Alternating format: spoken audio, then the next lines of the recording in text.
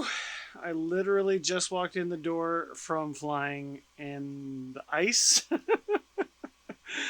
And thanks to copyright trolls on YouTube, you don't get an intro video. So, while you guys watch the footage from the field, I'm going to clean up the shop a little bit. All right? We'll be right back. Okay.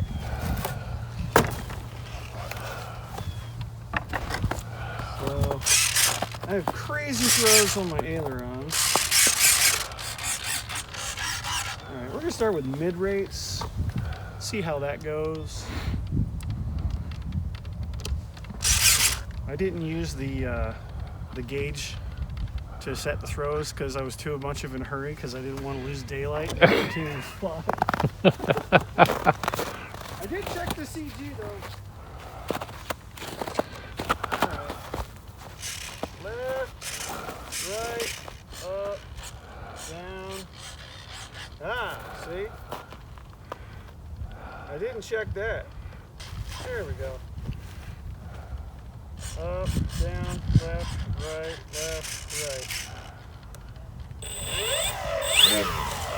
Alright, let's figure out what happens here.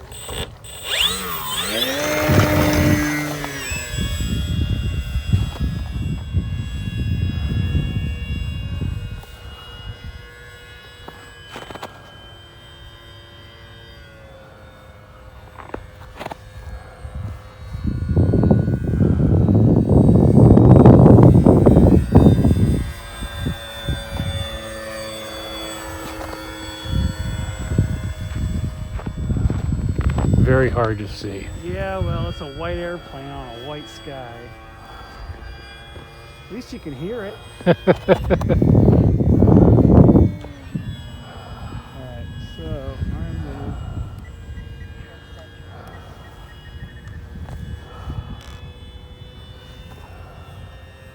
Alright, so I know that it's nose heavy. I set it nose heavy on purpose because it's prototype. And it does nose down a bit.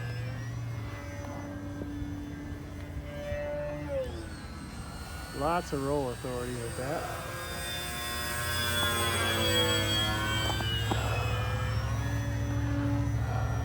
Lots of rudder.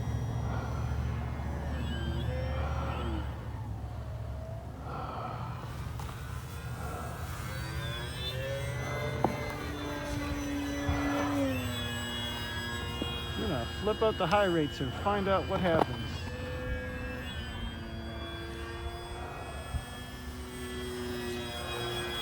About the same, honestly.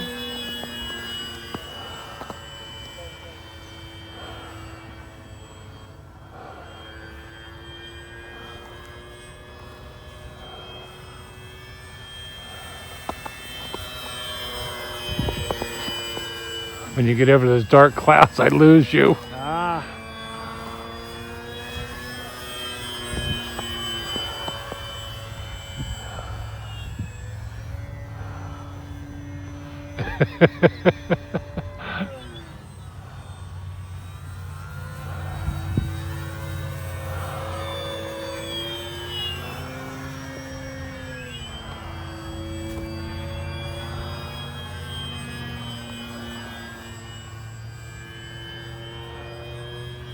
Alright, I'm going to bring it in, and then I'm going to change the battery location.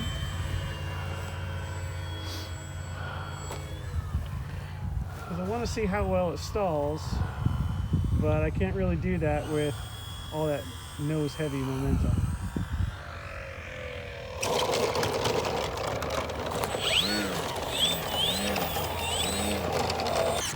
And away we go. You ready? Ready.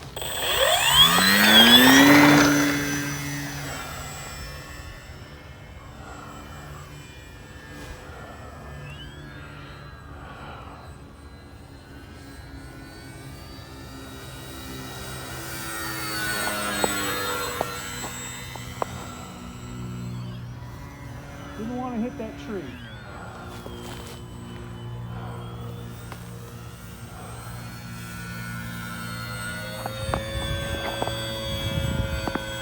Well, that's better, but it still wants to drop the nose.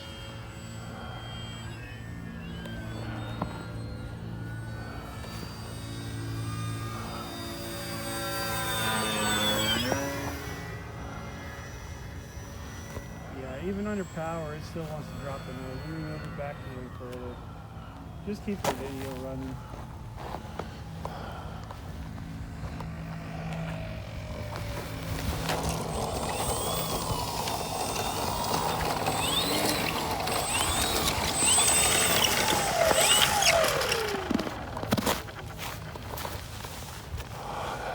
That landing gear is pretty comical though. Boing! It's like landing on Jello. Still got hot glue dripping off of it. Nice.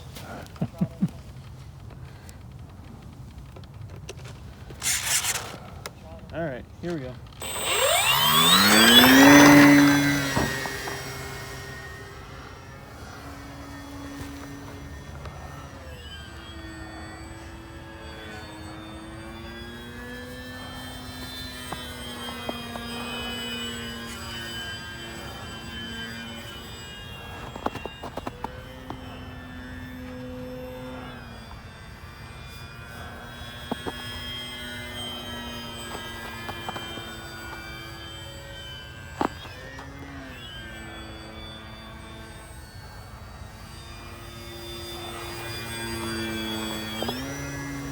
I'm gonna take it up high.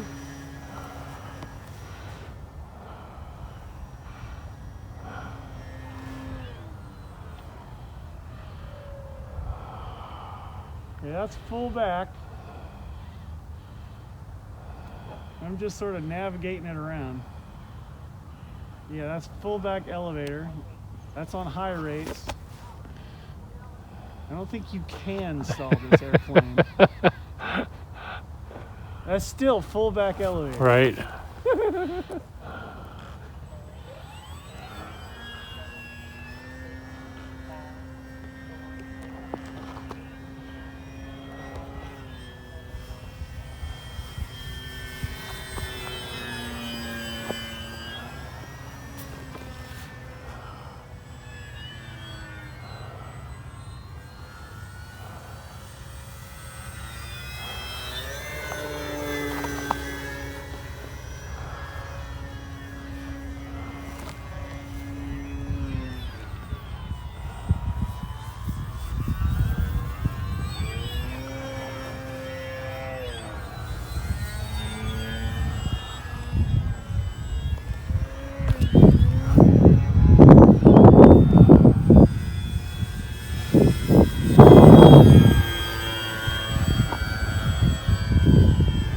Well, I can confirm it does all the stupid things. I'm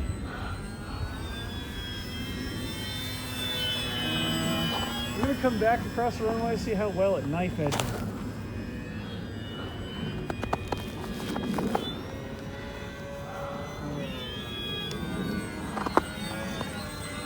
Not very well. Yeah, it gets to a point where it just wants to roll over on itself. Right.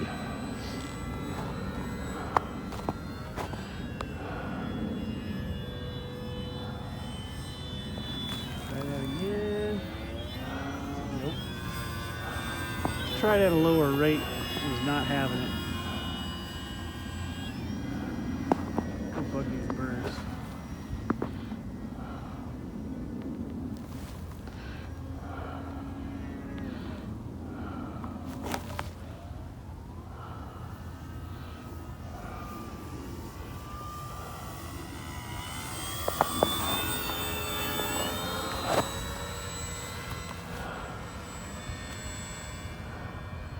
All right, we're gonna bring her in.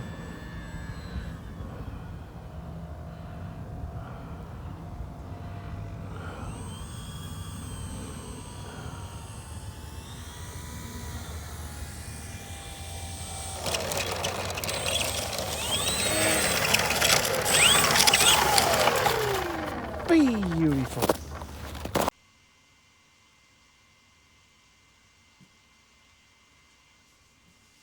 All right, so pardon the noise. I've got a battery discharging because mostly well, I had charged it thinking I have an extra battery that I can use as ballast if this battery isn't heavy enough. So I ended up not needing it too heavy. So let me go get the Scout, see if I can situate it here comfortably, and let's talk about the maiden flight. Well, that's not going to be awkward at all. All right, so here's the Scout XL. So for those of you who have been sleeping in the Flite Test community, the Scout XL is just a large version of the Simple Scout. Real differences: number one, size, duh, but also the turtle deck, rather than being like poster board, is actually foam board. And it's been a real privilege for me to work with Dan Sponholz and Ben Harbour and Carl Leidick on this project. Also, if you've been sleeping and not been following along carefully in my videos, the whole reason that I've been on this World War I kick kind of thing is because we wanted to bring World War I airplanes to Flite Fest this year for 2022. So that's why the Tumbalisa was built. That's why the Fokker was built. I wanted to be able to empower all of you guys and girls to be able to have the skills and tools and resources that you need to build your own flying works of art. Now, I understand that not everybody feels up to the task of doing that. I hope that I've provided you with some really good motivation to be able to tackle some of these things yourself. But if not, then this is an option for you. The Scout flies amazing. It does, like I said, all the stupid things. It does all the stupid things, but it's a real gentle sweetheart of an airplane too. This being prototype number 2, there are a couple of differences that you will see. Number 1 being a spacer that I did not use for the wing. The wing has an extra layer of foam on the trailing edge of the bottom side, so that's a major difference. The other major difference is the wing spar is in 2 pieces, so you can join those together and then do the cut just like Josh Bixler does in the build video, or you can not glue them together and just assemble it as 2 pieces and tape things together. It's up to you. It'll work fine either way. Other than that, the wire landing gear, I am super pleased with that 1/8 inch wire landing gear. It takes up all the bumps. As you saw, it's pretty icy out there. Runway's really bumpy, really hard, and just takes all of that stuff out of it. I'm using some old Williams Brothers wheels, and Williams Brothers wheels are like, these are like scale wheels, okay? So I'm not expecting you guys to go out and buy these. Like any other wheels would work. These are like 3.5 inch diameter.